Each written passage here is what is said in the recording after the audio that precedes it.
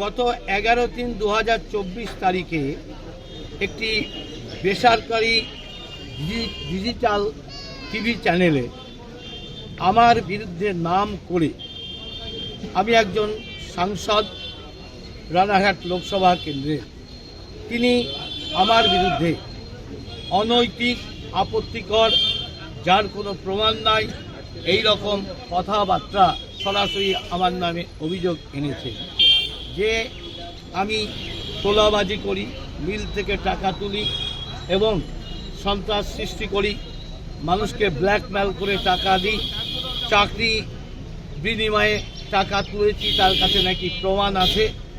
এই রকম কথাবার্তা আপত্তিকর বলায় স্বাভাবিক আমার সম্মান হানি হয়েছে।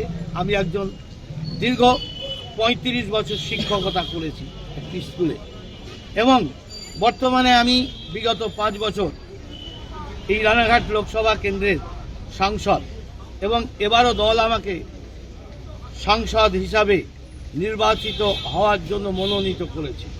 তাই এই রকম সময়ে আমার সম্মান হানিজনক কথাবার্তা, যেটা আইন বিরুদ্ধ, তাই আমি তার বিরুদ্ধে ভারতীয় দণ্ডবিধির অনুসারে যে অপরাধটি করেছেন তার বিরুদ্ধে আমি আদালতে আজকে বিচারকের কাছে আমি বিচারের জন্য আবেদন।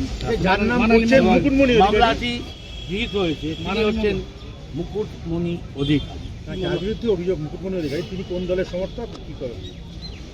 তিনি, শোনা যাচ্ছে বিভিন্ন দেওয়ালে, আপনারাও দেখতে পাচ্ছেন, তিনি হচ্ছে তৃণমূল কংগ্রেসের লোকসভার সম্ভাব্য দলের ঘোষিত প্রার্থী।